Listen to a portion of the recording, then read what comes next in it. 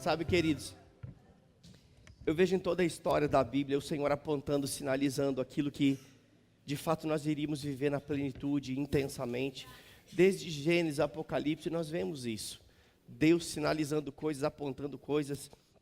Nós aprendemos que todo o Velho Testamento ele aponta para Jesus, aponta para a obra de Cristo, aquilo que Cristo viria com o propósito de fazer para nos reconectar com o nosso Pai, nos religar ao nosso Pai, porque estávamos separados da vida de Deus. A Bíblia diz que éramos alheios à vida de Deus e estávamos mortos em delitos e pecados. Mas Deus ele não perde para ninguém, amém? Deus providenciou a solução, enviou seu Filho Jesus e ele veio para essa terra. Ele era o Filho unigênito do Pai, o único Filho de Deus, mas a Bíblia também diz que todos quantos o aceitaram, Deus deu a eles o direito e o poder de se tornarem tão filhos quanto Jesus. Você não se alegra com isso? Amém. Que coisa gloriosa! E a partir desse momento onde Jesus se deu em resgate de cada um de nós, ele nunca mais foi chamado de o Filho unigênito do Pai, ele foi chamado de o Filho primogênito, ou seja, o primeiro entre muitos irmãos. Amém? O primeiro de uma grande família que nós chamamos de família da fé. Fé no que? Fé na palavra, fé em Jesus, fé em Deus. Amém? Mas esse Jesus, quando esteve por essa terra, nos seus 3 anos e meio de ministério, na verdade ele passou aqui 33 anos, mas nos 3 anos e meio de ministério, ele dividiu a história, queridos, ele conseguiu cumprir plenamente aquilo que o Senhor o comissionou, seu Pai o comissionou para fazer aqui. E ele não perdia tempo, ele dizia, eu trabalho porque meu pai também trabalha. Amém? Ele foi muito efetivo naquilo que ele veio fazer aqui. E em um dos momentos mais gloriosos do seu ministério, ele subiu num monte e proclamou um sermão que nós o conhecemos como o Sermão da Montanha. Está lá em Mateus capítulo 5, começa na verdade em Mateus capítulo 5 e vai todo o capítulo 6 de Mateus, fala sobre o Sermão da Montanha. E o Sermão da Montanha, ele é considerado pela maioria dos teólogos e estudiosos da Bíblia como o sermão mais bem elaborado que existe. Olha que coisa gloriosa. Tinha que ser Jesus, né? O nosso mestre, aquele que nos inspira, ele conseguiu, de uma forma tão inspiradora, desenvolver um sermão que serve de exemplo, de inspiração para nós, de modelo para nós ainda hoje. E dentro desse sermão, esse Jesus sobe então nesse monte, ele reúne seus discípulos, não apenas os seus 12, mas muitos outros discípulos. Jesus não tinha só 12 discípulos, você sabe disso, não sabe? Não é? Muitos o seguiam, tinham uns 12 que estavam mais próximos, mas a Bíblia diz que muitos outros o seguiam, e diz mais, a Bíblia diz que não eram somente os 12 apóstolos. Se você for estudar a Bíblia, você vai ver que a partir dos 12 apóstolos, muitos outros vieram. Amém? Amém? Está comigo? Agora, esses 12 foram os apóstolos do Cordeiro, estiveram lado a lado com Jesus, foram contemporâneos de Jesus, e eles estavam nesse momento glorioso, no momento do Sermão da Montanha, junto com muitos outros que ali estavam. E Jesus, então, ele começa a dar instruções que são vitais para uma vida cristã bem-sucedida. Ele fala sobre diversos assuntos no Sermão da Montanha, e ele passa, então, instruções para que tanto eles, como também nós ainda hoje, andando nos princípios que ele ensinou, possamos ter uma vida cristã bem-sucedida, com êxito. Agora, Jesus, é interessante que ele era muito visionário. Algumas pessoas, elas me acham um pouco acelerada, né? Minha esposa, principalmente, diz que sou muito acelerado, né? Mas muitas pessoas me acham um pouco rápido, né, para fazer as coisas, e eu sou mesmo, gente, amém? Eu peguei literalmente o texto da palavra que diz que devemos correr a carreira. Eu corro mesmo, amém? Mas eu aprendi isso com Jesus. Jesus era um homem muito visionário. Ele era tão visionário que ele pregou o Sermão da Montanha na Velha Aliança, dando instruções e princípios para a Nova Aliança. Amém? Ah, mas Jesus não viveu na Nova Aliança? Não, ele viveu na Velha Aliança. A Velha Aliança se cumpriu em Jesus. Ele foi o cumprimento. Amém? Ele viveu na Velha Aliança e ele então prega e ele ensina nesse Sermão da Montanha princípios poderosos bases poderosas de uma vida cristã, fundamentos, mas todos eles estão apontando para a nova aliança. Fato é, queridos, que ele fala vários momentos, ele diz o seguinte: ouvistes o que foi dito pelos profetas? Ouvistes o que foi dito pelos antigos? Eu, porém, vos digo. Lembra disso? Ouvistes o que foi dito pelos antigos? Ele está falando, ouvistes o que foi dito na velha aliança? Eu, porém, vos digo. Ele estava trazendo um novo conceito. Ele estava trazendo uma nova realidade que muito em breve estaria disponível. E que hoje nós podemos viver isso. Nós já estamos inseridos dentro do contexto da nova aliança. Amém? Agora, o Sermão da Montanha, ele começa lá no capítulo 5. Já vou pedir para você abrir a Bíblia, mas segura aí. Fica ligado aqui comigo. Começa no capítulo 5, mas entre tantas instruções que ele dá, lá no capítulo 6 é a sequência. Quantos sabem que a Bíblia, originalmente, ela não foi escrita em capítulos e versículos? A Bíblia, originalmente, ela foi escrita como um livro corrido. Capítulos e versículos vieram depois. Então, isso veio para facilitar, para que nós possamos procurar, encontrar os textos com uma facilidade maior. Mas, originalmente, a Bíblia não foi escrita assim. Então, Mateus capítulo 5 e 6 é um único sermão, é um único momento, é um único fato. Amém? Então, ele começa em capítulo 5 e lá no capítulo 6, queridos, ele vem trazendo ensinamentos poderosos também, né? E ele ensina os discípulos a orar, no capítulo 6 de Mateus, né? A oração do Pai Nosso, que talvez a oração mais conhecida da história da humanidade, está ali, Jesus ensinando seus discípulos a orar. Agora, é interessante que se Jesus, entre tantos ensinamentos, para que nós possamos ter uma vida cristã bem-sucedida, ele dedicou parte do Sermão da Montanha para ensinar a orar, isso me mostra que Jesus considerava a oração importante. Amém? Jesus considerava a oração importante. Amém? Jesus, ele estava querendo dizer, queridos, que uma vida de oração, uma vida plena em oração, é uma vida de poder no Espírito. É uma vida onde nós estamos mergulhados na unção, mergulhados no poder. Em contrapartida, uma vida de pouca oração é uma vida desprovida de poder. Jesus está dizendo isso com essas palavras? Não, eu estou parafraseando para você. Mas se Jesus estava ensinando a orar, é porque Jesus considerava a oração algo vital na vida de um crente. Um crente ora, um cachorro late, um gato mia e um crente ora. Amém? Se você não ora, eu preciso dizer para você que você precisa se acostumar com a cultura do reino que você pertence. Porque na cultura do reino um crente ora. Amém? Aleluia. Nós somos uma igreja que ora, queridos. Somos uma igreja que incentiva a oração. Eu dou graças a Deus pela vida de pastora Deciri Teire, que são os líderes. Né? Fiquem de pé, pastora Deciri Teire, fiquem de pé. Né? Olha que casal maravilhoso, eu os amo demais. Quero que vire para a igreja. Né? Olha só que bênção, gente. Né? Eles estão aqui, pode se assentar, obrigado. Eles estão aqui todos os domingos, às 6 horas da tarde, esperando crentes que oram para orar com eles. Amém? Glória a Deus. Porque os princípios que Jesus estabeleceu no Sermão da Montanha, entre eles está esse, nos ensinando a ter uma vida de oração. Mas é interessante que lá no versículo 7 de Mateus 6, você não abriu sua Bíblia ainda não, né? Então abre aí, por favor. Eu nem vou falar sobre oração hoje, gente, pense na bênção. Mas tem coisas que são muito oportunas em alguns momentos, amém? Mateus capítulo 6, versículo 7, ainda Jesus ensinando sobre a oração. Eu quero só pegar alguns textos aqui, alternados, para a gente ir construindo aqui a ideia da mensagem. Mas Mateus capítulo 6, versículo 7 diz o seguinte, ele já estava ensinando sobre a oração, e ele diz o seguinte, e quando orardes, não useis de vãs repetições, como fazem os pagãos, pois imaginam que devido ao seu muito falar, serão ouvidos. Eu não preciso ensinar isso para vocês não, né, gente? Ficou claro aqui, né? Quando orar, você não precisa ficar repetindo, né? Nós não somos crentes papagaio, que passam um dia depois do outro repetindo a mesma coisa. Nós temos uma conexão com Deus. Temos o Espírito de Cristo que habita em nós e que nos ensina a orar como convém. Amém? Amém? Glória a Deus. Versículo 9 e 10 diz o seguinte, por esta razão vós orareis, Pai nosso que estais nos céus, santificado seja o teu nome, venha o teu... Eita! Jesus estava ensinando aquele povo, aquelas muitas pessoas que estavam ali naquele sermão da montanha, a desejar o reino, a orar desejando o reino. Venha o teu reino, seja feita a tua vontade, assim na terra como no... Para um pouquinho, olha para cá. Jesus estava ensinando os discípulos a desejar o reino.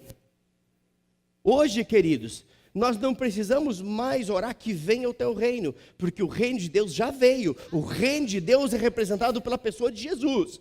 Amém? Ele já veio. Mas por que Jesus estava ensinando a orar desta forma? Por quê? Porque o reino de Deus estava na pessoa de Jesus, mas não estava disponível para todos. Porque Jesus ainda não havia cumprido a obra redentiva que ele veio fazer nessa terra. Amém? Venha o teu reino, seja feita a tua vontade na terra como ela é no... Sabe o que Jesus estava querendo dizer? A partir do momento em que o reino de Deus passar a habitar dentro do seu coração, a vontade do céu é estabelecida dentro de você. Amém? Seja feita a tua vontade na terra, como no céu. Ah, mas não é em mim, está falando na terra. Mas você é feito do quê? Do que você é feito? Do pó da terra. Amém? Deus deseja que eu e você vivamos segundo o desejo dEle, a vontade dEle, que é boa, que é agradável e que é perfeita. E por isso a Bíblia diz que nós estamos nesse mundo, mas não somos desse mundo. Nós somos cidadãos de lá, somos cidadãos dos céus. E por isso, queridos, podemos ter os pés na terra, mas a nossa cabeça tem que estar nos céus. Amém? Aleluia. Mateus capítulo 6, 25, avança um pouquinho comigo. Olha o que faz a consciência do reino no coração da gente.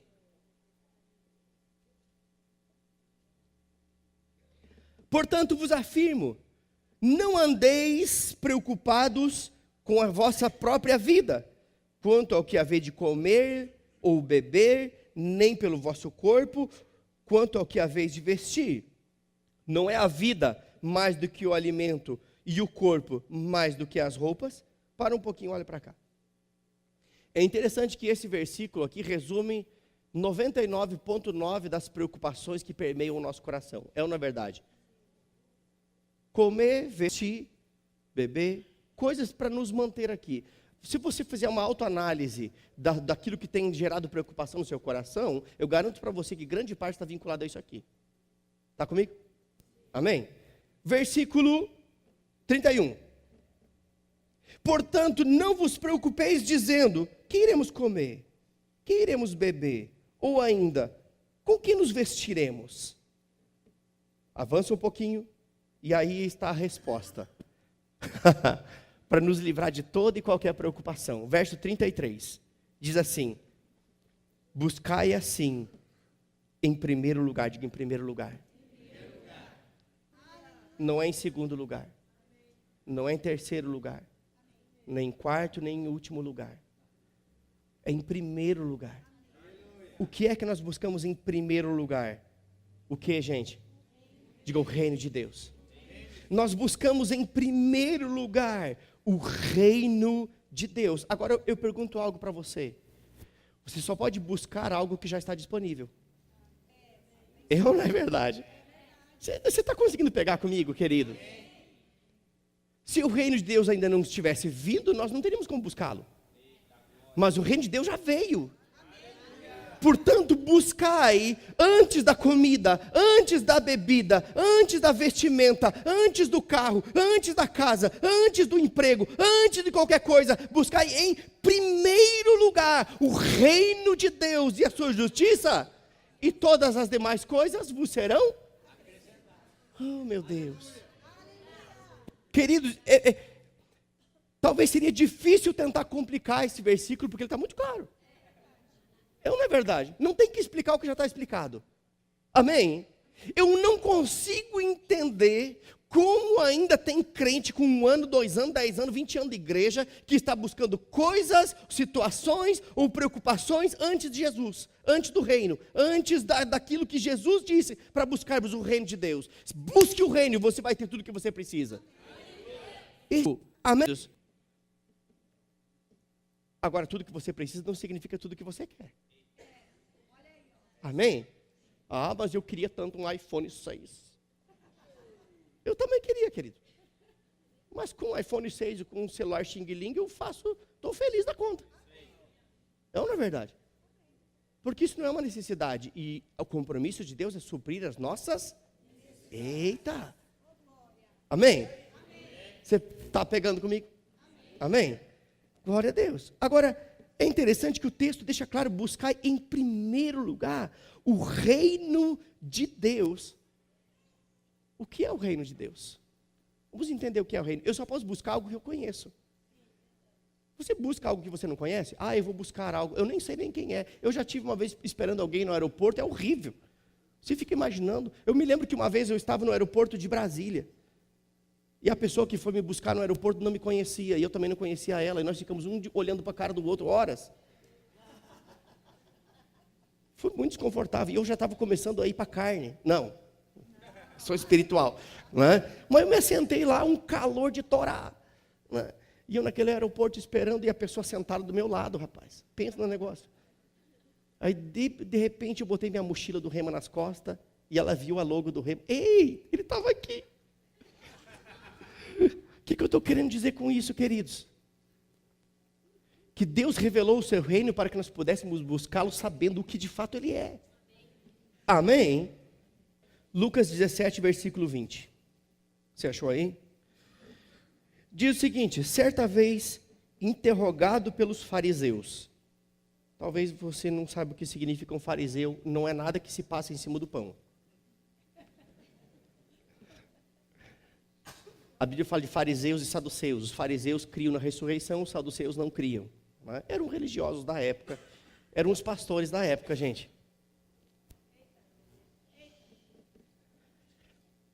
Diz o seguinte: certa vez interrogado pelos fariseus sobre quando se daria a vinda do reino de Deus, Jesus lhes explicou: não vem o reino de Deus com visível aparência, ou com aparência exterior.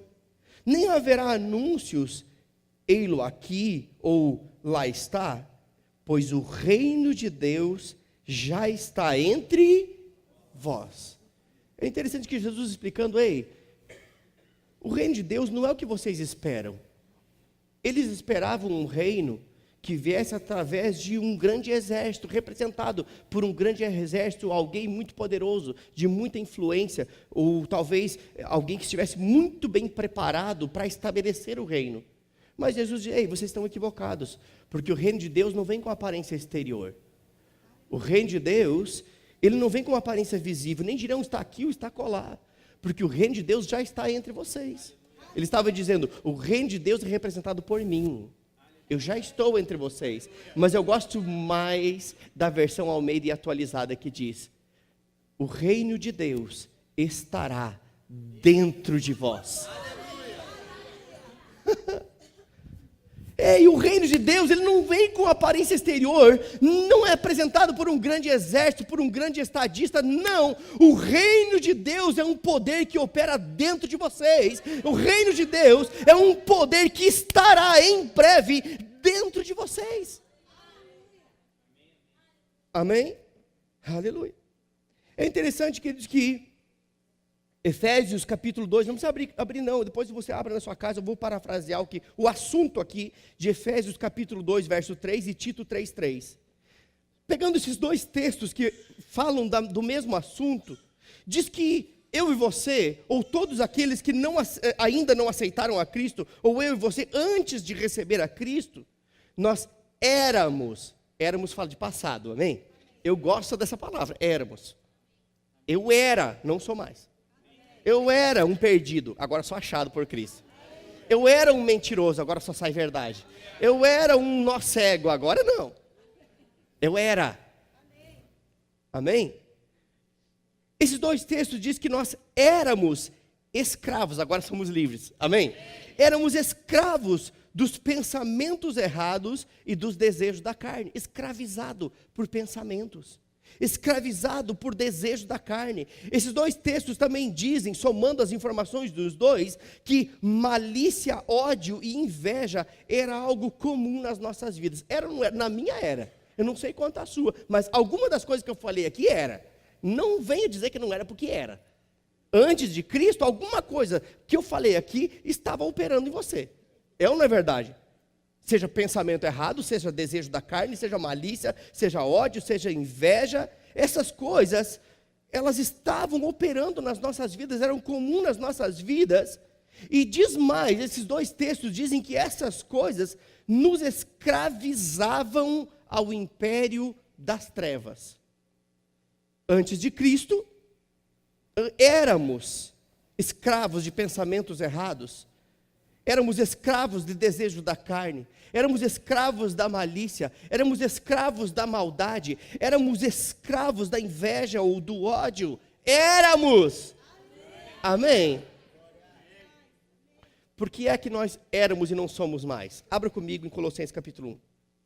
Colossenses capítulo 1, versículo 12 até o 14, eu quero que você leia comigo. Só acompanhe aí. Eu vou ler esse versículo em 3 versões diferentes. Nós vamos ler a primeira aqui, você acompanha comigo. Depois eu vou ler em outras versões aqui. Amém? Colossenses capítulo 1, versículo 12 até o 14, diz o seguinte: dando graças ao Pai que nos tornou, o que, gente? Diga dignos. Nos tornou dignos de participar da herança dos santos, no que, gente? Tem uma versão que diz no reino. No reino. Que reino da luz é esse? Que herança é essa que está no reino da luz? Certa vez Jesus disse: eu sou a luz do mundo. Esse é o reino de Cristo. Eu poderia ler esse versículo da seguinte forma: dando graças ao Pai que nos tornou dignos. Diga dignos. Por que eu estou dando tanta ênfase nessa palavra? Porque muitas vezes nós nos achamos o caco daquele que raspou as feridas de Jó. Eu sou o vermezinho, eu sou não sei o que, uma imundícia, o pior de todos. Não, você é a criatura que Deus te deu uma nova vida. Você é feito segundo a natureza de Deus, a excelência, a coroa da criação, a obra-prima de Deus, a obra de arte de Deus, a obra exclusiva de Deus. Você não é qualquer coisa. Se você fosse qualquer coisa, Deus não dava o filho. Você não dá algo precioso por qualquer coisa. Amém? Então, você não é digno porque você se fez digno. É porque Ele te tornou digno. Ai, que povo orgulhoso, se achando digno. Eu sou o mais miserável de todos os pecadores. Querido, você pode crer até que cachorro voa, mas não creia contra a palavra. Porque a palavra está dizendo que Ele nos tornou dignos. Não é pelo que você fez, é por aquilo que Ele fez. Amém? Nos tornou dignos de participar da herança dos santos no reino de Cristo, ou no reino da luz. O texto continua e diz: Ele nos resgatou. Sabe o que é resgatar? É pagar o preço de alguém que foi sequestrado. Éramos sequestrados pelo diabo. Tinha um valor a ser pago pelo resgate. E esse valor pago se chama o precioso sangue de Jesus Cristo. Ele nos resgatou do domínio, nós estávamos dominados pelas trevas. Nos resgatou do domínio das trevas e nos transportou para o... Eita! Estávamos como prisioneiros das trevas, estávamos aprisionados, dominados pelas trevas, mas Ele pagou o preço e nos transportou para o reino do Seu Filho amado, em quem temos plena redenção. Tem uma versão King James diz plena. Sabe o que é pleno? Completo. Não ficou nada, não ficou uma unha para trás. O preço foi pago. Amém? Em quem temos a plena redenção por meio do seu sangue, isto é, o perdão de todos os pecados, diz a versão King James. Todos os pecados. Não é alguns, é todos. Amém? A partir do momento em que nós aceitamos a Cristo, fomos transportados do domínio do império das trevas para o reino do Filho do seu amor. Portanto, nos tornamos uma nova criatura. As coisas velhas já passaram e tudo se fez novo. Amém? Uma vez que há arrependimento genuíno no coração, acabou-se. Eu vou ler esse texto numa outra versão, na versão da Almeida atualizada, apenas ouça. dando graças ao Pai, que nos tornou dignos de participar da herança dos santos no reino da luz, ou no reino de Cristo, pois Ele nos resgatou do domínio do império das trevas e nos transportou para o reino do seu Filho amado, em quem temos a redenção, a saber, o perdão dos pecados. Agora eu quero ler a Bíblia Viva. Você está comigo, gente? Olha o que diz aqui. Sejam sempre agradecidos ao Pai. Quem é sempre agradecido a Deus aqui? Será que é sempre mesmo? E naquele dia mais escuro, e naquele dia mais difícil, e naquele dia em que tudo parece que está dando errado, você é agradecido? Aqui está dizendo, seja sempre agradecido ao Pai, que nos fez dignos de participar de todas as coisas maravilhosas. Gente, ouça comigo, eu vou ler de novo. Eu quero que isso agarre o seu coração. É o mesmo texto na Bíblia Viva, diz o seguinte: sejam sempre agradecidos ao Pai, que nos fez dignos de participar. Sabe o que significa? Ei, você é convidado, se assente à mesa. Você não é penetra, você é convidado a participar da herança dos santos. Perdão, eu misturei as duas versões aqui. A participar de todas as coisas maravilhosas que pertencem àqueles que vivem no reino da luz, ou no reino de Cristo. Você é convidado a participar de todas as coisas maravilhosas que pertencem ao reino. Que pertencem a todos aqueles que vivem no reino. Não nas trevas, não no império. Pertence a todos aqueles que vivem no reino. Porque Ele nos resgatou das trevas e nos trouxe para o reino do seu Filho amado, que comprou a nossa liberdade com o seu sangue e perdoou todos os nossos pecados. Amém? Deixa eu tentar explicar para você algo, queridos. Nós precisamos entender algo que é muito importante. Se nós não entendermos isso, a ficha não cai. Quem é do tempo do orelhão aqui de ficha? Levanta a mão aí. Só os velhos levantaram a mão. Eu sou do tempo do orelhão de ficha, gente. Quando completava a linha, caía a ficha, né? Se não entender esses dois princípios, a ficha não cai. O que eu quero dizer para você? Nós precisamos entender que ainda hoje existem dois tipos de governo em operação. Existem sim dois tipos de governo em operação.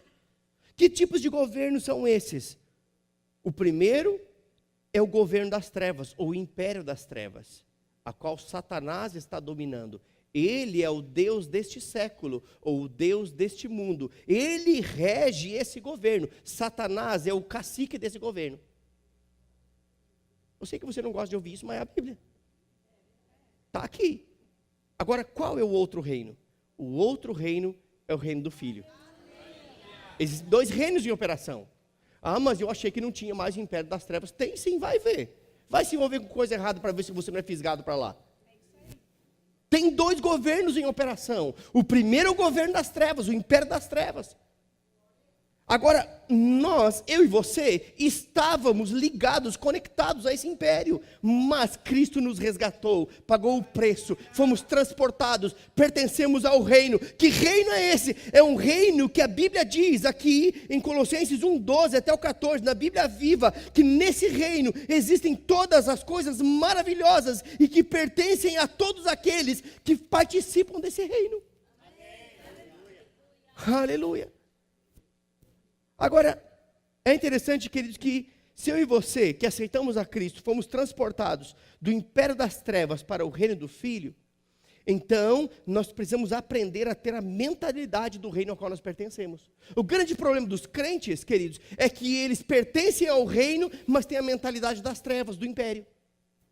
Foram transportados para o reino, mas não foram transformados pela palavra e ainda continuam com uma mente de escravo. Sabe, queridos, é mais ou menos o que aconteceu na abolição da escravatura. Os escravos foram livres, acho que é 13 de maio de 1988. Se eu estiver errado, me perdoa, mas acho que é isso aí. Aconteceu a abolição da escravatura. É isso, Marli? Não sabe não? Se não sabe, está tudo certo. Mas eu acho que é isso aí. Não interessa o ano. 13 de maio. Mas acho que é 1988. Tá bom? Não foi isso que eu falei? Tá bom. Deixa pra lá isso. Isso não importa. O que importa é que quando a abolição da escravatura aconteceu, os donos das fazendas fecharam as porteiras, as fronteiras das suas fazendas, para que a notícia da abolição não chegasse até os escravos. E os escravos que agora eram livres continuavam agindo como escravos porque não sabiam que eram livres. Está entendendo o que eu estou querendo dizer? É mais ou menos o que acontece hoje no meio da igreja. Os crentes se convertem, mas entregam a vida para Jesus, e Jesus faz a parte dele, os transporta para o reino. Mas eles nunca foram ensinados a ter uma mentalidade de reino, e continuam com uma mentalidade de escravo. Eu não estou generalizando, mas é fato que isso acontece. Nosso papel como igreja é ensinar aqueles que foram transportados para o reino a terem uma mentalidade do reino. Amém? Esse é o nosso papel como igreja. Nós temos uma cultura diferenciada. Verdade, queridos. Nossa cultura é diferente. Nossa cultura não é regida pelas leis naturais, pelas leis da terra, pelo império das trevas. Nossa cultura é regida pelos céus. Amém? Aleluia. Agora, é por isso que a prática de Romanos 12, 2 é tão importante. Nós falamos muito isso na igreja, no Rema. Todo professor fala de Romanos 12, 2. Por que, queridos, que Romanos 12, 2 é tão importante? Abra comigo lá. Romanos 12, 2, o apóstolo Paulo falando aqui à igreja, aos crentes. É interessante que ele está falando com um crente, queridos. É uma carta endereçada a crentes. Isso diz respeito a mim e a você. Somos crentes e somos igreja. Amém? Os princípios são os mesmos, aplicáveis a nós ainda hoje. Você abriu comigo? Romanos 12, 2. Diz o seguinte: e não vos amoldeis ao sistema deste mundo. Para um pouquinho, olha para cá. Não vos amoldeis significa não tomem a forma. Não entre no esquema desse mundo. Tem uma outra, a palavra que é esquematizo no grego. É um esquema. É como, eu já falei isso em outro momento, mas eu quero repetir isso porque tem pessoas novas na igreja. Muitas vezes a Polícia Federal monta um esquema para prender alguns traficantes ou alguns políticos. É ou não é verdade? Monta um esquema. Ninguém fica sabendo, normalmente é de madrugada. É ou não é? Monta um esquema. Esquema é feito na surdina. É ou não é? Ninguém sabe, só quem está montando o esquema. Sabe o que esse texto está querendo dizer? Que esse mundo, ele monta um esquema para pegar os crentes. É montado na surdina. E muitas vezes os crentes desavisados ou sem nada de palavra, ficam só no oba-oba, cantando e dando um repleplé, e não mergulham na palavra, facilmente são enredados. Existe um esquema que o mundo está apresentando. Não vos amoldeis ao sistema desse mundo. E nós sabemos que Satanás é o Deus deste mundo. Ele é o Deus deste século. Eu poderia ler esse versículo da seguinte forma: não vos amoldeis ao sistema do império das trevas. Porque o mundo representa o império das trevas, um dos tipos de governo. Está comigo? Então aqui está dizendo, não vos amoldeis ao sistema desse mundo, ou ao império das trevas, mas sede transformados pela renovação das vossas mentes, para que experimenteis qual seja a boa, agradável e perfeita vontade de Deus. O que esse texto está querendo dizer? Justamente aquilo que eu falei antes, tem crentes que foram transportados para o reino, mas não foram transformados pela palavra. Transportar é a parte do Senhor, transformar-se é a nossa parte. Nós nos transformamos. Ai, Senhor, me transforma. Transforma-me até que em mim. Um negócio assim, né? Tem uma musiquinha. Não vou cantar, senão vocês correm da igreja. Você pode ficar roxo, orando para Deus te transformar. Ele vai dizer, filho, é você que vai se transformar. Pratique a palavra e a palavra vai transformar você. Amém? Esse é o princípio correto. Amém? Então, o que está dizendo? Como? Sede transformados. Como? Pela renovação da vossa mente. O que é renovar a mente? É tirar o lixo e botar coisa boa. O que é o lixo? É as informações erradas do império das trevas. O que é coisa boa? É os princípios da palavra de Deus. Você substitui os pensamentos. Você não pode pensar duas coisas ao mesmo tempo. A sua mente não te dá capacidade. Eu sei que mulher faz muita coisa ao mesmo tempo. Mas fazer coisa ao mesmo tempo não significa que ela está pensando ao mesmo tempo. Ela pode fazer 5 coisas ao mesmo tempo, mas ela consegue deslocar o pensamento dela, não sei se é essa palavra mais apropriada, ou focar o pensamento muito rapidamente. Faz isso, logo lembra daquele outro. Mas quando ela está fazendo algo, o pensamento está ali. É ou não é verdade? Você não põe açúcar no café e botando sal no arroz ao mesmo tempo. Não dá. O que eu estou querendo dizer com isso? Que nós precisamos renovar a nossa mente, tirando o lixo e colocando a palavra. E a palavra vai transformar as nossas vidas. Resultado disso, experimentaremos qual a boa, agradável e perfeita vontade de Deus. Amém? Agora, é interessante que a vontade perfeita de Deus, ela só pode ser manifestada de forma plena num ambiente. A vontade perfeita de Deus, ela só pode ser, entenda que eu não estou falando a vontade perfeita é plena, está comigo? Ela só pode ser manifestada nas nossas vidas plenamente dentro de um ambiente chamado ambiente do reino. E é por isso que Deus nos transportou para lá. É por isso que eu e você fomos transportados do império para o reino, porque é no reino que eu posso experimentar a boa, a agradável e a perfeita vontade de Deus. Amém? Deus me colocou num ambiente de milagres. Deus me colocou num ambiente onde eu posso experimentar a vontade dEle. Então, queridos, aquilo que Jesus ensinou os discípulos a orarem, faça-se a tua vontade na terra como é no céu, é cumprida plenamente quando eu estou no reino com uma mentalidade do reino. Eu pertenço ao reino com uma mentalidade do reino. Nesse ambiente espiritual, a vontade do céu é manifestada na terra. Amém? Aleluia. Agora, como eu poderia explicar isso? Eu me lembro que uma vez, eu fui ensinar numa outra escola, e eu fui fazer uma visita com o casal de diretores daquela região, numa vila. Era uma vila com milhares de casinhas, eles faziam uma laje e a casinha vinha num guindaste. Eu achei muito interessante o sistema. Ela vinha pronta, içada, largava em cima daquela base, né? Uma casa com um quarto, uma cozinhazinha, um banheirinho, bem compacta, né? Ela era levantada num dia a casa. Olha que coisa interessante, a base pronta, casa, telhado, parafusou, estava pronta. É assim, milhares, você olhava naquele plano assim, milhares de casas. E nós fomos lá visitar uma família de uns irmãos da igreja que estavam lá, na verdade, estavam sendo evangelizados. E eu comecei a andar por aquelas ruas, e tinha um espírito de miséria naquele lugar terrível. Você olhava em volta daquelas casas, era fralda cocosada tirada para o lado de fora da janela, era lixo pelo chão, era o capim entrando para dentro, era arame com roupa estendida na frente de casa. O negócio era degradante. E eu perguntei, por que esse povo está desse jeito? Por que é assim esse ambiente?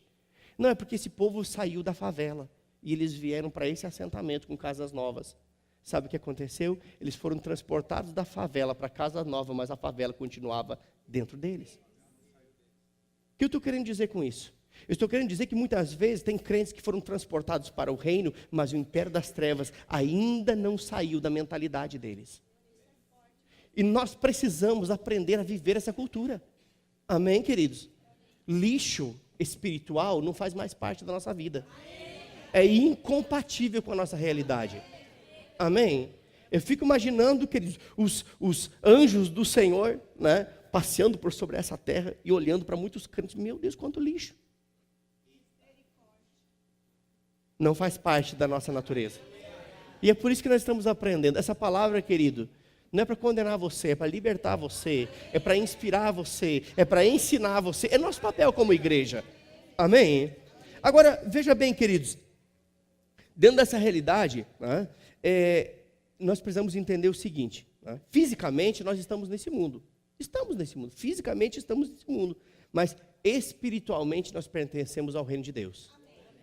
Esse é um ambiente espiritual. O reino de Deus não é um local físico, é um local espiritual, é um ambiente espiritual onde eu pertenço a esse ambiente. Nós estamos nesse mundo, mas existe um ambiente espiritual ao qual eu pertenço. É o ambiente do reino. O que dita as regras na minha vida são as regras desse reino. Amém?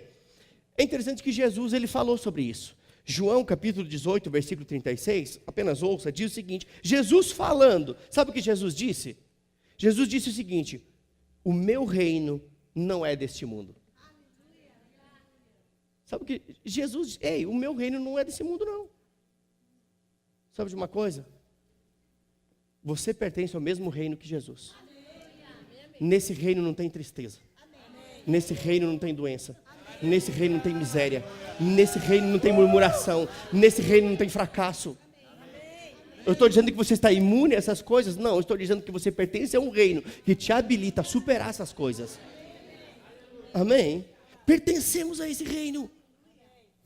A consciência totalmente, blindada por essa verdade, por essa realidade. Amém? Agora, o que nós precisamos entender é que o reino espiritual, ele é muito mais real que o reino natural. Nós pertencemos ao ambiente do reino, um reino que é espiritual, mas esse reino que é espiritual, o ambiente dele, ele é muito mais real que o reino natural. Agora, o reino das trevas também é, o império das trevas, na verdade, também é algo espiritual que afeta o mundo natural. Você está entendendo o que eu estou dizendo? Tanto o império das trevas, quanto o reino de Deus, ou o reino do Filho, os dois afetam o mundo natural. Crentes que foram transportados, mas continuam com a mentalidade do império, eles serão afetados por esse império. Agora, crentes que foram transportados para o reino e têm a mentalidade do reino, eles serão influenciados e afetados por esse reino. O reino espiritual afetando o reino natural. E é por isso que as bênçãos são espirituais. Você está comigo?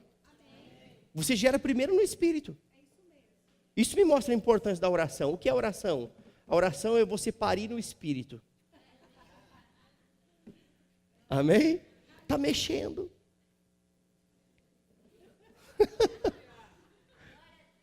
Amém? Gente, tem mais um filho que está quase nascendo. Não é filho natural. Fique tranquilo que eu já resolvi tudo. Em breve notícias chegarão. Amém? Amém. Glória a Deus. Aleluia. Sabe, queridos, qual é a realidade desse reino que eu e você pertencemos? Abra comigo em Romanos 14.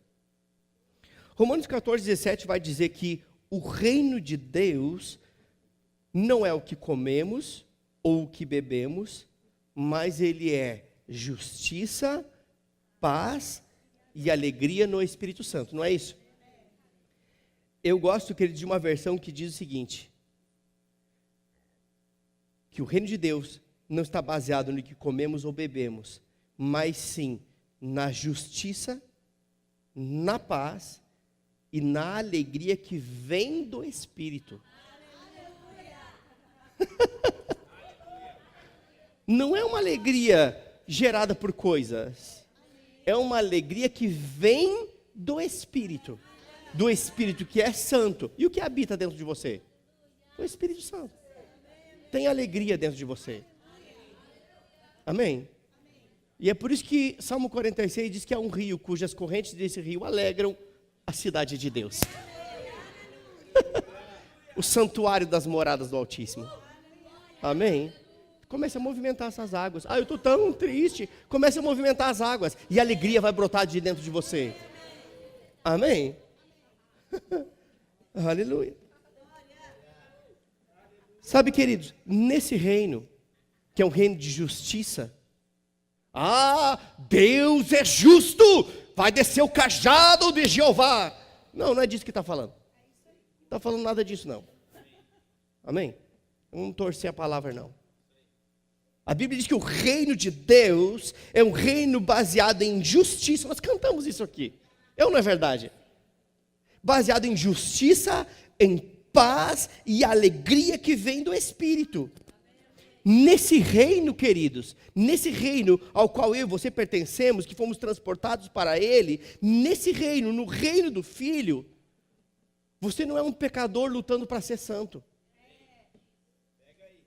Você é um santo lutando contra o pecado. Ah, eu não tenho nenhuma luta. Tem sim. A Bíblia diz que nós devemos combater o bom combate da fé. É uma luta constante para se manter em fé. É ou não é verdade? Mas um crente nascido de novo, ele não é mais um pecador. Por quê? Porque Jesus já o justificou. Ah, mas eu ainda peco. Sim, por acidente. Você não faz por intenção. E se pecardes, temos um advogado junto ao Pai. Mediante arrependimento, somos justificados, purificados de toda injustiça. Amém? É isso que a palavra diz. Se fôssemos pecadores lutando para ser santo, nós estaríamos dizendo: Jesus, o que tu fez não completou, eu tenho que dar uma mãozinha para ti. É ou não é verdade? Se eu fosse um pecador lutando para ser santo, então lá em Lucas 1:29 está errado, que João Batista disse: eis o Cordeiro de Deus que tira o pecado do mundo.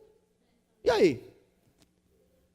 Somos santos porque fomos santificados pelo sangue do Cordeiro, lutando para não nos sujar novamente com o pecado, lutando para não ceder novamente aos apelos desse mundo. Amém? Esta é a realidade do reino ao qual nós pertencemos. Nesse reino, no reino do Filho, nós não somos mais escravos do pecado. Lembra que eu comecei falando que nós éramos escravos? Nesse reino, nós não somos mais escravos do pecado, não somos mais escravos da condenação. Por quê? Por que nós não somos mais escravos? Porque Jesus assumiu o nosso lugar. Ele se fez maldito para que fôssemos benditos. Se fez pecado para que fôssemos justificados. Amém? É isso que a palavra diz. Ah, mas eu nunca ouvi isso. Então você precisa ler mais a Bíblia. 2 Coríntios 5:21 diz que aquele que não conheceu o pecado, quem era? Deus o fez pecado em nosso lugar, para que nele fôssemos feitos justiça de Deus. Amém? Aleluia. Agora, queridos, na realidade desse reino, esse reino ao qual eu e você pertencemos, nós não encerramos a leitura da Bíblia em Romanos 3:23. Romanos 3:23 diz o seguinte: porque todos pecaram e destituídos estão da glória de Deus. Mas quantos sabem que depois de Romanos 3:23 vem Romanos 3:24? E Romanos 3:24 diz o seguinte: fomos justificados gratuitamente por sua graça, mediante a redenção que há em Cristo Jesus. Todos pecaram, sim, todos pecaram, foram destituídos da glória de Deus, mas mediante a redenção que há em Cristo Jesus, eu e você fomos justificados gratuitamente pela sua graça. Não é pelo que você fez, é por aquilo que Ele fez. O benefício é seu, o crédito é dele. Amém? Aleluia. Com a mentalidade do reino, Romanos 8:1 se cumpre na nossa vida. Portanto, agora, nenhuma condenação há. Para todos? Não. Para aqueles que estão em Cristo Jesus. Amém? Aleluia. Sabe o que é você ser a justiça de Deus? Vou explicar para você isso. Nós estávamos alheios à vida de Deus. Éramos inimigos de Deus, diz a palavra. Mas o véu que nos separava foi rasgado. O véu do templo se rasgou, representado pelo corpo de Jesus, que foi pendurado no madeiro. Hoje temos livre acesso ao trono da graça. O sangue de Jesus foi o preço pago pelo nosso pecado. Tínhamos uma dívida impagável, mas o precioso sangue de Jesus pagou. Agora, a Bíblia diz que eu e você não precisamos mais ter medo de Deus. Não precisamos mais ter receio de estar na presença de Deus. Pelo contrário, sabe o que a Bíblia diz? Achegai-vos, pois, confiadamente ao trono da graça, a fim de ser desajudados em tempo oportuno. Sabe o que é chegar com confiança? É chegar sem medo. A palavra justiça significa tornar aceitável. Deus te tornou aceitável diante dele. Pelo que você fez? Não, pelo que Jesus fez. Ele é o nosso substituto. Amém? Aleluia. Agora, o que isso significa, querido, que nós não precisamos mais...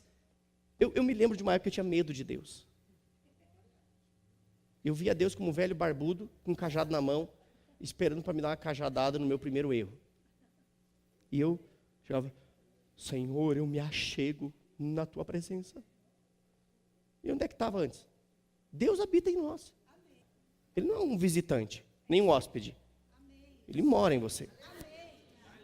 Sabe, queridos, lá na velha aliança, no tempo dos reis, na verdade, quando alguém entrava na sala do rei, sem que ele fosse convidado para estar ali, tinha duas possibilidades.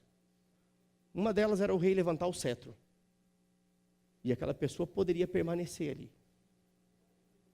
Mas se o cetro não fosse levantado, aquela pessoa era morte para ela. Sabe o que eu quero dizer com isso? Que o cetro de justiça já foi levantado.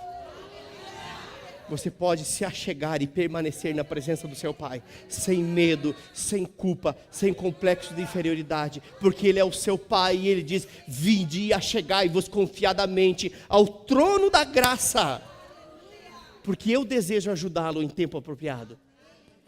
Amém? Aleluia. Glória a Deus. A realidade desse reino me representa um Pai que é galardoador daqueles que o buscam. Hebreus diz isso, presenteador daqueles que o buscam. Seu Pai tem muitos presentes para te dar, mais do que você tem interesse de receber, mas precisa uma disposição de coração, uma inteireza de coração, uma vida de santidade. Deus é um excelente presenteador. A palavra galardoador significa presenteador daqueles que o buscam. Amém? Sabe que com esse entendimento, com o entendimento correto de que agora você está justificado diante de Deus por meio da obra redentora de Cristo, o entendimento correto disso vai fazer com que o seu coração se encha de paz. Porque o reino de Deus é um reino de justiça e de paz e de alegria que vem do... Um coração convicto dessas verdades se enche de paz, mas não é uma paz comum. Hoje é muito comum falar caminhada da paz, passeata da paz, não sei o que da paz, campanha da paz, mas a paz que o mundo dá é diferente da paz que Jesus dá. Ele é o príncipe da paz. Essa paz, ela excede todo o entendimento, conforme Filipenses 4:7. Excede o entendimento. Tudo pode estar ruindo ao nosso redor, mas dentro de nós está tudo bem. Um coração cheio de paz, querido, te torna sensível para ouvir a Deus. Ah, mas eu não estou ouvindo a Deus. É porque provavelmente você está tão atribulado, mas tão atribulado, que você não consegue ouvir a Deus. Mas um coração cheio de paz, uma paz que procede do reino de Deus, uma paz que procede do príncipe da paz, é uma paz que vai tornar o seu coração sensível. Você vai ouvir mais o Senhor e você vai errar menos. Amém? Aleluia. Sabe o que mais, queridos? Um coração cheio dessa paz se abre para o agir do Espírito Santo. Pessoas bloqueadas para o agir do Espírito são pessoas que a paz de Deus que excede o entendimento ainda não guardou o seu coração de forma plena. Mas quem tem essa paz que excede o entendimento, querido, ele vai se abrir para o agir do Espírito. E sabe de uma coisa? A alegria que vem do Espírito, porque o reino de Deus é um reino de justiça, paz e alegria que vem do Espírito. A alegria que vem do Espírito, queridos, é a alegria que nos torna capazes de suportar as dificuldades, porque a alegria do Senhor é a nossa força. É essa alegria, queridos, que vai nos tornar fortes, mesmo em meio às maiores crises. As coisas podem estar tudo bagunçadas, mas eu estou em paz e eu estou forte. Amém? Por quê? Porque o meu coração está guardado, porque a alegria do Senhor está em mim, e a alegria do Senhor é a minha força. Amém? Aleluia. Sabe, queridos, essa alegria que procede do reino, é a alegria que Jesus falou com seus discípulos. Seus discípulos estavam tristes. Um sentimento de orfandade permeava o coração deles, porque Jesus estava se despedindo deles. E ele disse o que nós cantamos aqui. Na casa do meu pai há muitas moradas, eu vou para o Pai, né? Mas fiquem tranquilos, porque eu os levarei para mim mesmo. Porque onde eu estiver, vocês estarão comigo. Amém? E Jesus está falando essas coisas.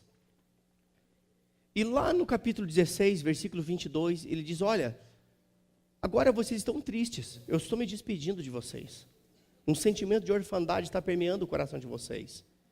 Porém, em breve, uma alegria que vocês ainda não experimentaram de forma plena. Vai inundar o coração de vocês. E esta alegria, ninguém poderá tirar de vocês. Esta alegria, ninguém poderá roubar de vocês. Esta alegria estará envolvendo o coração de vocês. Sabe o que Jesus estava querendo dizer? Que uma alegria que o mundo oferece, ela pode se tornar em tristeza. Mas uma alegria que procede do reino, ela guarda o nosso coração. Ela nos fortalece. Sabe, queridos, essa realidade do reino que eu falei aqui, ela está disponível para todos. Ela é para todos, mas não está em todos. É para todos, mas não está em todos. Ela está disponível para todos. Disponível significa estar servido. Você é convidado a desfrutar. Agora, a decisão de desfrutar é minha e sua. A realidade do reino que eu falei aqui para você até agora, um reino que é baseado em justiça, um reino que é baseado em paz, um reino que é baseado numa alegria que vem do Espírito Santo, está disponível para todo aquele que crer e aceitar isso. Crer e aceitar. Quanto que eu tenho que pagar para desfrutar disso? Nada. Você só precisa crer e aceitar. Crer e aceitar. Sabe, queridos, é interessante que Jesus, ele estava em um determinado momento falando com um líder entre os judeus, um chefe da sinagoga, chamado Nicodemos. Nicodemos era um religioso. Lá em João capítulo 3 fala sobre isso. E Nicodemos vem falar com Jesus, e ele diz: Jesus, você só pode ser de fato alguém que veio de Deus, porque ninguém pode fazer os milagres que tu fazes. O que eu posso fazer para viver a realidade que tu vive? Eu estou parafraseando, você está comigo? O que é que eu tenho que fazer para viver a realidade que você vive? Jesus estava vivendo a realidade do reino. Mas aquele líder dos judeus, por mais religioso que ele fosse, ele não estava vivendo a realidade do reino. E então ele deseja isso. Ele diz: Jesus, o que é que eu faço para viver a realidade que você está vivendo? E então Jesus diz algo para ele: olha, Nicodemos, ninguém pode entrar no reino se não nascer de novo. Ninguém pode entrar no reino se não nascer da água e do Espírito, ou da palavra e do Espírito. Ninguém pode entrar no reino se não nascer do alto. A palavra nascer de novo significa nascer de cima. Significa nascer com uma nova perspectiva de vida, com a realidade do céu, com a realidade do reino. Ninguém pode entrar no reino se não nascer de novo. Ninguém pode entrar no reino se não nascer da palavra e do Espírito, da água e do Espírito. O que é nascer da palavra e do Espírito? Nascer da palavra e do Espírito significa o seguinte: a palavra é a semente que gera vida no nosso coração. Uma vez que nós a recebemos, eu me lembro como se fosse hoje, no dia da minha conversão, eu recebi aquela palavra, ela caiu no meu coração, mas eu precisava fazer algo, porque nascer de novo, eu preciso nascer da palavra e do Espírito. Como isso é possível? Como é que eu posso nascer de novo, queridos? Romanos capítulo 10, versículo 9 e 10 diz o seguinte: que é necessário crer com o coração. Crer o quê? Crer que a palavra é a verdade. Crer que Jesus é o Filho de Deus que morreu, pagou o preço do nosso pecado, mas que ressuscitou. Amém? Mas também é necessário confessar com a boca, para que a realidade do reino se torne uma verdade na vida dessa pessoa. Crer com o coração, confessar com a boca, e ele vai ser salvo. A salvação, querido, significa senha de acesso para o reino. Salvação é como você receber a senha para entrar no reino, no ambiente do reino. Salvação. Eu quero entrar nesse ambiente maravilhoso do reino. Você já é salvo? Salvação? O que é isso? Nem sei o que é isso. Então não pode. Aqui é um lugar de salvos. O que é salvo? O que é ser salvo? Ser salvo significa ser resgatado do império das trevas para ser transportado para o reino do Filho. Mas isso só pode ser feito a partir do momento que nós passamos por uma porta chamada Jesus. Jesus, em João capítulo 10, ele diz o seguinte: eu sou a porta. Ele não era porta literal, ele estava falando que eu sou o acesso para o reino. Aquele que entrar por mim vai entrar no reino. Aquele que me aceitar, a porta do reino está aberta para ele. Eu sou a porta. Quem entrar por mim entrará e achará pastagens. Eu queria todos de olhos fechados aqui, eu quero orar com você. Aleluia. Talvez você entrou aqui convidado por alguém, ou já veio aqui mais de uma vez, mas hoje, de uma forma especial, essa palavra ela alcançou seu coração e você percebeu que existe uma nova realidade, existe uma nova possibilidade para você, e você não sabia como desfrutar dela, mas hoje você entendeu que existe um convite da parte de Deus para todos. Não é para uns sim e outros não, é para todos aqueles que creem, é para todos aqueles que desejam, é para todos aqueles que reconhecem a Jesus como filhos de Deus, porque Ele é a porta. A porta para viver a realidade do reino se chama Jesus. E eu quero nesse momento abrir essa oportunidade. Não é um apelo, é um convite. Um convite para você que talvez entrou aqui e nunca tomou uma decisão por Jesus Cristo. Eu não estou falando de uma igreja, eu não estou falando de uma denominação, eu não estou dizendo que você tem que se tornar membro dessa igreja. Eu estou falando daquele que garante para você uma nova oportunidade de vida. Esse se chama Jesus. Se você é essa pessoa que entendeu que Jesus está com a mão estendida para puxar você para o ambiente do reino, é com você que eu estou falando. Ou talvez aqui tenham pessoas que já viveram essa realidade, mas foram influenciadas pelo império das trevas, cederam aos assédios desse mundo, ou andou afastado dos caminhos do Senhor, ou esfriou espiritualmente por alguma situação. É com você que eu estou falando também. E eu não posso sair daqui nessa noite sem dar a você essa oportunidade de você se reconciliar com o Senhor, de você reafirmar sua aliança com Ele, caso você já tenha confessado Ele como Senhor da sua vida, ou você entregar de fato a sua vida ao Senhor. Amanhã pode ser tarde demais. Eu queria todos de olhos fechados, mas se você entendeu que isso que foi falado se encaixa dentro da sua realidade, eu queria que você levantasse uma das suas mãos para que eu orasse com você. Eu quero orar pela sua vida. Eu sei que Deus tem algo para fazer em você. Você não veio aqui à toa, você foi atraído para esse lugar, porque Deus tem uma obra poderosa para fazer na sua vida. Não deixe de se render à proposta que Deus tem para a sua vida. Se você está aí, temos uma mão levantada. Mais alguém? Mais alguém? Mais alguém? Outra mão levantada. Mais alguém? Aleluia! Não deixe para depois. Deus tem algo poderoso para fazer na sua vida, querido. Se você está aqui e está percebendo que seu coração está acelerado, é com você que o Espírito Santo está falando. Mais alguém, não perca tempo, amanhã pode ser tarde demais. Deus tem algo para fazer. Deus tem uma obra poderosa. Deus quer te dar alento, refrigério, paz. Talvez você não tenha encontrado a paz que você tanto desejou, mas nessa noite existe um convite da parte de Deus para você viver uma nova história na sua vida. Mais alguém? Seja rápido, querido. Não deixe a vergonha vencer você. Não deixe a timidez vencer você. Não adianta amanhã você se lamuriar com Deus. A oportunidade é hoje.